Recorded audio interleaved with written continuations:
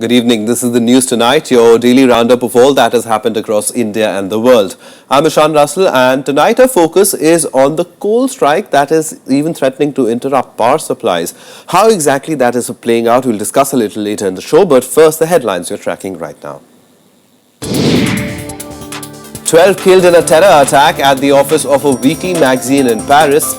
High alert sounded in France after masked gunmen go on the rampage.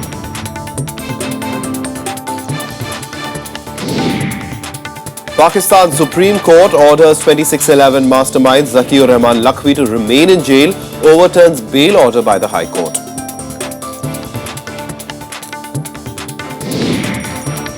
Talks remain inconclusive to end the 5-day Coal India strike. Concerns over power supply after strike hits production by over 75%.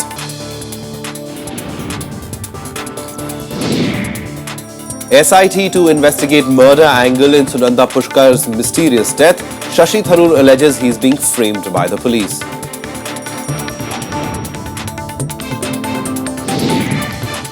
And finally, the tale of AirAsia's aircraft found after it crashed with 162 people on board. All eyes on the black box to find out what really happened on the plane.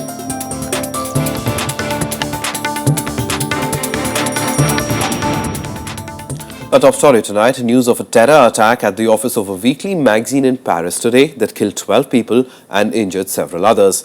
Masked gunmen opened fire at the office of a satirical magazine, Charlie Hebdo, shouting that they've avenged Prophet Muhammad, and they also claim to be of Al-Qaeda. High alert has been sounded across the country. Terror strikes again. This time it targets the media. Masked gunmen dressed in black barged into the Paris office of French satirical magazine Charlie Hebdo and opened fire at journalists and policemen, killing at least a dozen people and injuring many. The magazine editor and 4 cartoonists are among the killed. Ce que nous savons à l'heure actuelle, c'est qu'un véhicule monté de 3 hommes cagoulés, un commando, a débarqué rue Imbert, au 10, dans les locaux de Charlie Hebdo. On fait usage d'armes automatiques type Kalachnikov.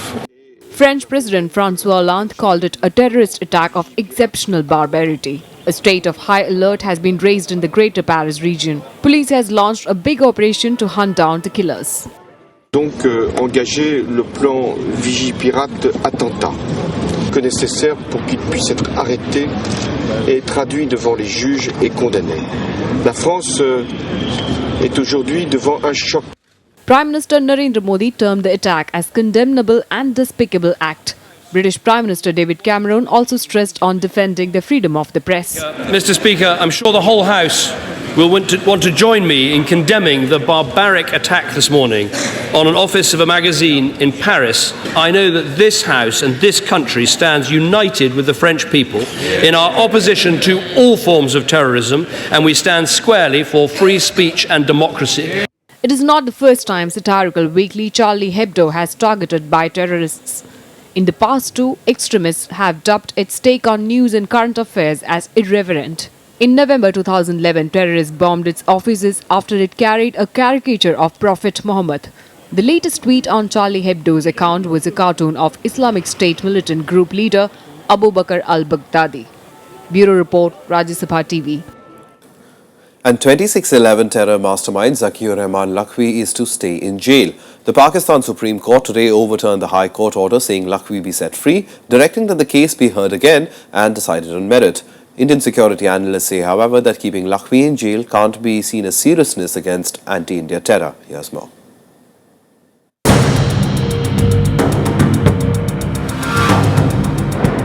It's back to jail again, days after the 2611 kingpin saw hopes of getting back on the terror trail. As per orders, the High Court will now hear the case afresh starting Monday next week. The court has been asked to decide the case on merit without rushing things through. To think the man almost walked free.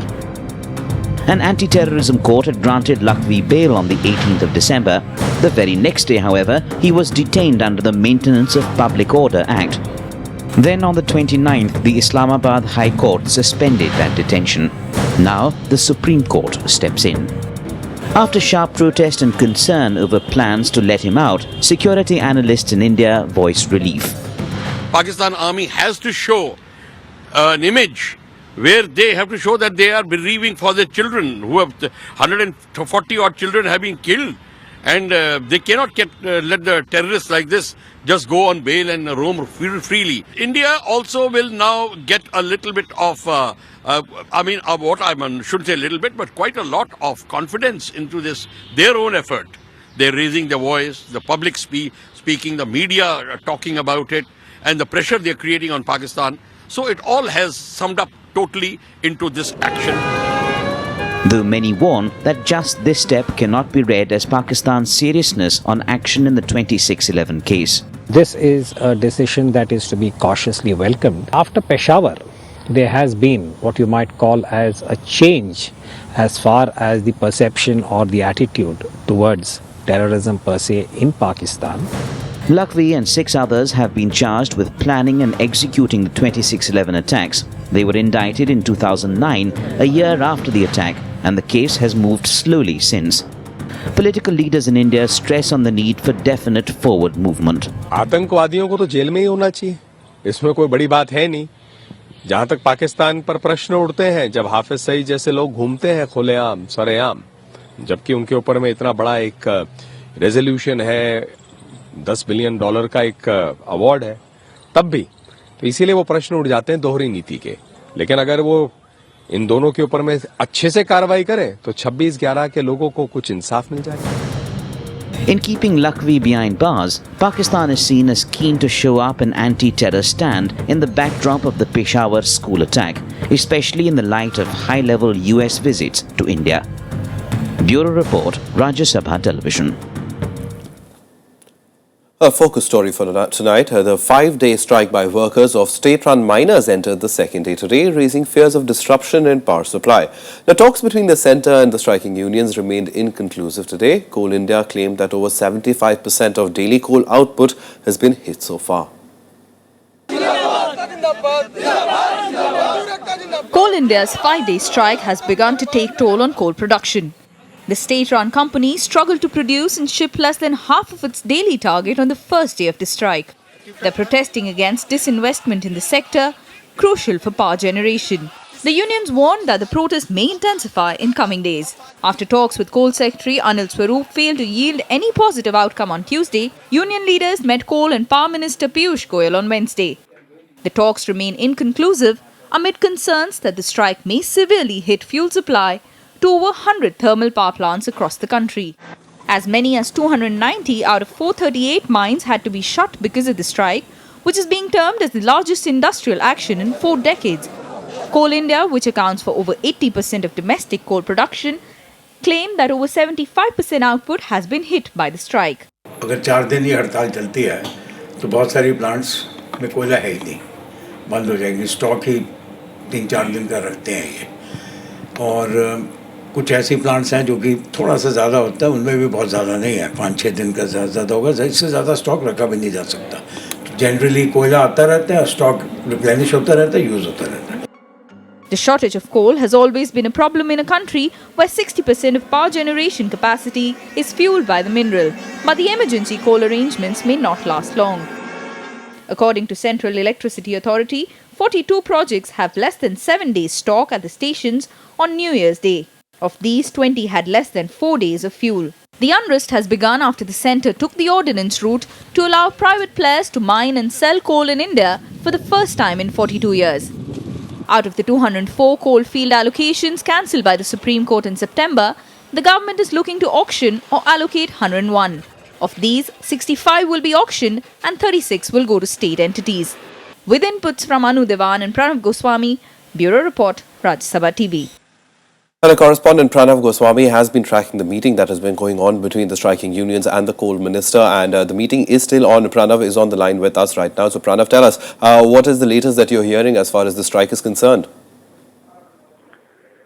Meeting is still, it is not as finished yet, and it's a very long meeting, and what we are getting, what news we are getting from our sources, that there will be a broad consensus on this ordinance, and they can call off this strike, those those trade union leaders, they've agreed on certain points. But what will be the actual draft? It has not been revealed yet, and we are expecting that within 10 to 15 minutes, Power Minister Piyush Goyal and all union trade leaders, they'll be coming out, and then they'll address media, and then they'll be briefing that what actually has happened as far as this ordinance is concerned. All right, so it's still not very clear as far as whether the strike is off or not, but thanks very much, Pranav, for that update, and we'll let you go back to tracking that meeting. But we have Himanshu Vats with us. He's the senior editor at the Economic Times, and he's live with us in the studio to help us understand the larger picture over here, Himanshu, because as far as the strike goes, I mean, the fact that power supply could be disrupted, I mean, as far as the situation itself is concerned for the coal sector and the entire question of the ordinance and the fact that the private sector would also be coming in. So the all's not well with the sector, and perhaps the first big headache for the government. Yeah, this is quite a serious issue because, as far as India's economy's energy requirements are concerned, more than half of it comes from coal. And coal is a state monopoly.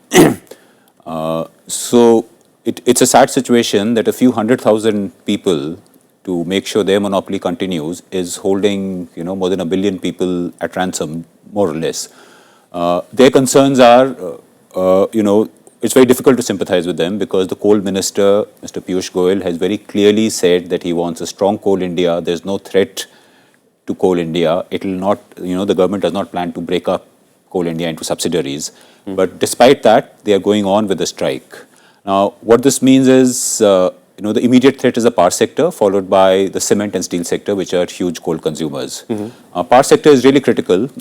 As your report also said, according to Central Electricity Authority, out of the 100 biggest power plants, which have a capacity of more than 1 lakh megawatt, around 42 have less than a week's coal stock, and 20 odd have less than 4 days, which are called supercritical. Now, if this strike goes on for 4-5 days, that means many of these plants will have no choice but to shut down. And you cannot replace them with imported coal because they have a different calorific value, they have different ash content, they have to be blended. So this is a serious situation, and one really keeps, you have to keep your fingers crossed that something works out. There are late night talks going on. As we talk just now, talks are going on. Yeah. So one has to hope that something gets resolved. All right, but if you talk about, as far as the sector is concerned, the fact that for the government also, from amongst all the trade unions, it's even their own trade union in the sense of the one associated with the RSS, the Bhartiya Mazdoor Sangh also joining in. So the entire question of the private sector coming into coal mining is something that the government would have to confront later, or even if they resolve this right now.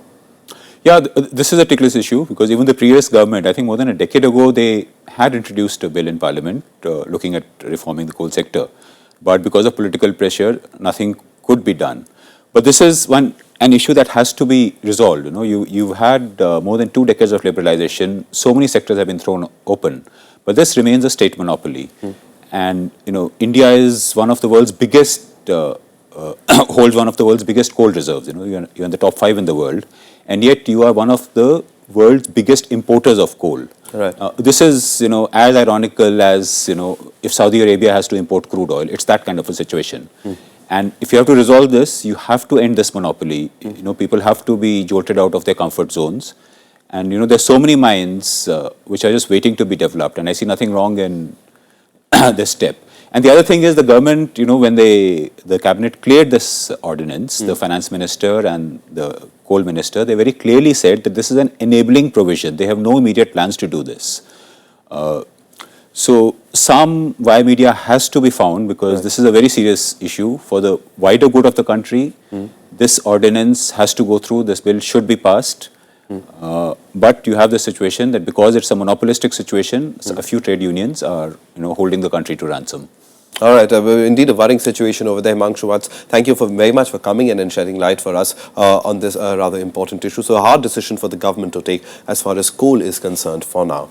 But moving on, some of the regional parties are planning to intensify their stir against the NDA government on issues related to farmers and the labour class. JDU President Sharad Yadav today slammed the Modi government for bringing in ordinances on land acquisition, MMRDA and FDI in the insurance sector. The party criticized the government for promulgating ordinances on important policy issues. Blaming the ruling party for the stalemate in parliament during the winter session, Sharad Yadav lent his support to the ongoing strike by coal workers. He also said that his party, along with its Janta Parivar allies, will launch a nationwide stir against the centre on these issues. Land acquisition के बारे में मेरा ये कहना है कि कौन सी party है, कितनी पार्टियों की मीटिंग हुई, बीजेपी उसमें शरीक थी, क्यों नहीं बोला उस समय किसमें कोई गड़बड़ है? आप उसमें जो है वो किसान के हाथ में कुछ है ही नहीं। अब जो कोल की हड़ताल हो रही है,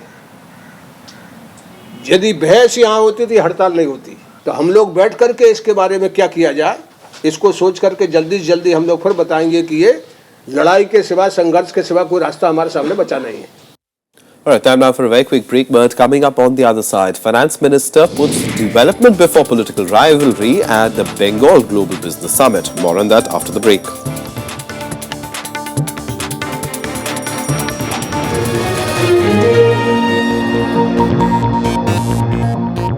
Welcome back. You're watching the news tonight. The day after the Delhi police filed a murder case in the death of Sunanda Pushkar, a special investigation team today began its probe into the high-profile case. Delhi Police Commissioner B.S. Basi said that the SIT has prepared an action plan as per which it will question Sunanda's husband and Congress MP Shashi Tharoor, his relatives as well as employees of the luxury hotel where she was found dead. After filing a murder case almost a year after the death of Sunanda Pushkar, the Delhi police formed a special investigation team on Wednesday to ascertain the exact cause of her death. Delhi Police Commissioner B.S. Basi said his department is moving ahead with its investigation based on the prima facie evidences that indicate that it was a murder. इस investigation को अच्छे से करने के लिए हमने एक special investigation team बना दी है. As far as questioning is concerned, whatever is necessary has been done, whatever will be necessary will be done, and at the right time we will be sharing information with you also. But the head of the AIIMS Medical Board, based on whose report the police filed a murder case, has said the panel did not mention homicide in its findings. He said the report only mentioned that Sunanda had died of poisoning.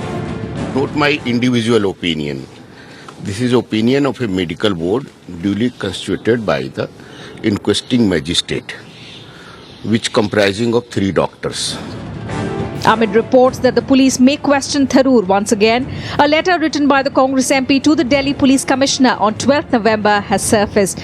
In the letter, Tharoor has accused the police of physically assaulting and pressuring his domestic help to confess that the crime was committed by them. Tharoor had expressed shock on Tuesday when the police filed a murder case in the death of his wife, but assured full cooperation in the probe. He may be questioned by the SIT in the coming days. Bureau Report, Rajya TV. A political bonhomie between two arch political rivals was seen at the Global Bengal Business Summit in Kolkata today. Finance Minister Arun Jaitley and West Bengal Chief Minister Mamta Banerjee not only shared the stage but promised to usher in an era of greater cooperative federalism. Jaitley said India will grow further if the states grow collectively. The inaugural Global Bengal Business Summit witnessed on-stage display of mutual cooperation and respect between BJP and Trinamool Congress. As host, the tone of the day's meeting was set by Mamta Banerjee, who called for an end to political differences to pave way for development. Political development, it cannot destroy the country's development. So let us work together. This is a very good conference. I will request you be positive. Don't go to play every time the negative. Finance Minister Arun Jaitley asked the Trinamool Congress-led state government to broaden its manufacturing base to create more jobs. He said the centre will support states in each rupee of their investments. In all areas where the states want to prosper, we are here to fully support you. The centre and the states have to cooperate with each other. You have a mandate to rule here, we have a mandate to rule in Delhi. We have to cooperate with each other to fulfill that mandate. The finance minister also announced a number of steps to boost the state's economic health. He said that West Bengal would benefit from coal auction and implementation of the goods services tax. Bureau Report, Rajya Sabha TV. The 13th Pravasi Bhartiya Divas convention got underway in Gandhinagar in Gujarat today, with the External Affairs Minister Sushma Swaraj appealing to the Indian diaspora to contribute to the country's transformation. Close to 4,000 delegates are participating in the conclave this year. The main aim of the event is to connect India to its vast overseas diaspora and bring their knowledge, expertise and skills on a common platform. It is known to be the world's largest annual gathering of people of Indian origin, aimed at enhancing networking and reinforcing commercial linkages. Swaraj said the government has undertaken programs like a Make in India initiative, Jan Dhan Yojana, Clean Ganga campaign, Swachh Bharat Abhiyan, which promise big changes in the landscape. My young global Indians, come, connect, celebrate, contribute and become a part of the momentous transformation taking place in the country to build Ek Bharat, Shresth Bharat. What excites the world most about India today is the Indian economy, which is now the third largest in terms of purchasing power parity and is showing new dynamism under the present government. Right, now, stricter rules for road safety are on the anvil, with the new Motor Vehicles Bill likely to be tabled in the budget session of Parliament. The new bill focuses on transforming the sector and bringing Indian road safety norms in sync with the world's most advanced countries.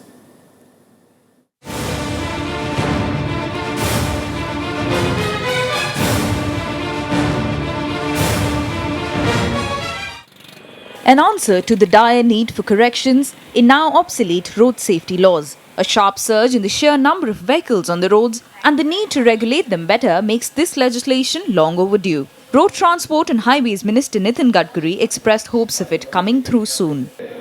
हमने America, Germany, Japan, England सभी देशों का अध्ययन किया और मेरा विश्वास है कि अगले पार्लियामेंट सेशन में हम इस एक्ट को मंजूर करने में यशस्वी होंगे. The government says it seeks to put in place a corruption-free and transparent system with a proper record of driving licenses. Seeking to come down heavily on traffic offenders, the government proposes steep penalties for violators going up to 3 lakh rupees. The bill even proposes a 7-year jail term for causing the death of a child under certain circumstances.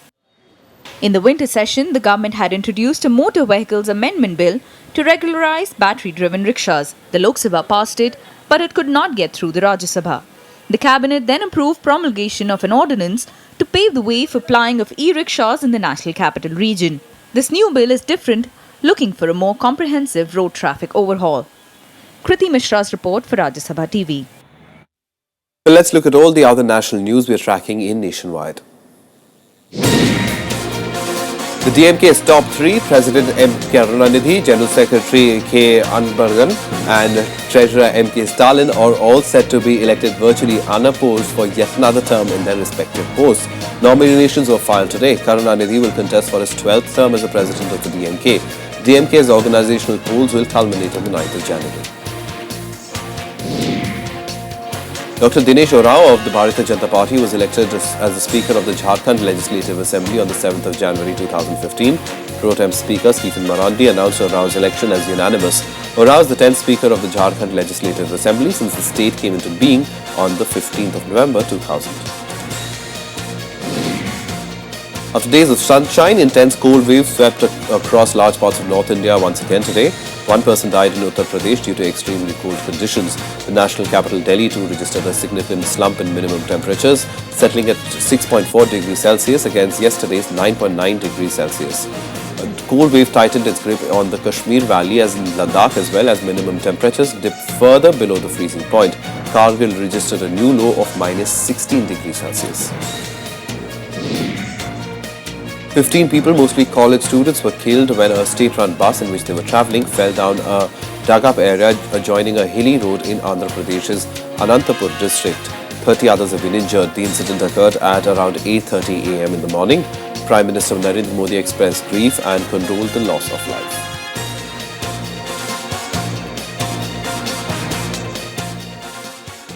Some international news now, and hopes are high that the black box and flight recorders of the crashed AirAsia plane will soon be found.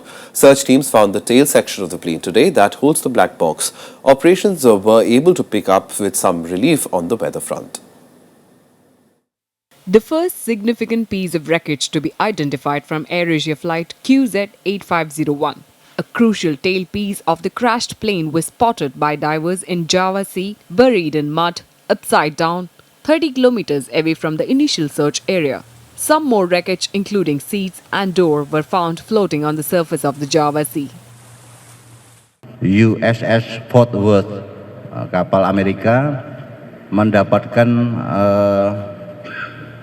menangkap sonar sistemnya yang dimiliki oleh kapal itu menangkap ada 2. Recovery of the tailpiece has raised hopes among the search teams as the crucial black box and flight recorders may be somewhere nearby, so that they could unravel the mystery behind the plane crash. 3 bodies were recovered too. 40 have been found so far, of which 24 have been identified. Officials say remaining 122 bodies of passengers are likely trapped in the fuselage. Efforts continue, they say, to try and ascertain what happened in the moments before the plane crashed into the sea. Alhamdulillah, tim telah berhasil mengidentifikasi keseluruhan 24 jenazah dan kami terus berjuang sisanya sampai saat ini dengan yang tadi siang kita terima. A large team from several countries, more than 30 ships and helicopters are braving the harsh weather conditions to find more crucial evidence. Bureau Report, Rajya Sabha TV. And Sri Lanka is all set to go for presidential polls tomorrow. Incumbent President Mahinda Rajapaksa is seeking a third term amid a flurry of defections and criticism over his authoritarian rule. Electoral officials said that over 2 lakh government officials will overlook the polling stations and counting centres across the island nation. 65,000 police officers, including a special task force, have also been deployed to provide security amid tensions of violence on the polling day. Final results are expected by Friday afternoon. A few months ago, when Rajapaksa announced a snap poll, it seemed an easy victory for him over a fragmented opposition. But now it appears a tough task, with a broad coalition of parties flocking together under the leadership of Maithripala Sirisena. He was a former defence minister in Rajapaksa's cabinet. Opposition parties are vigilant over concerns of rigging tomorrow. We are going through the entire process. We are getting a lot of information from different parts of the country regarding rigging this election. We won't allow that to happen. We will give our 100% and try and change this entire regime. And some sports now, and Australia took a massive 501 runs lead at the end of the second day of the final test against India at the SCG.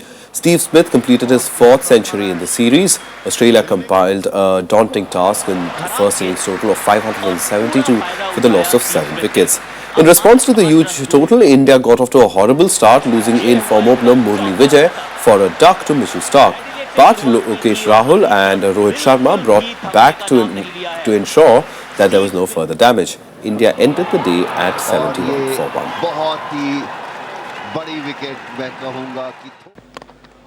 Well, that's the news tonight. Good night.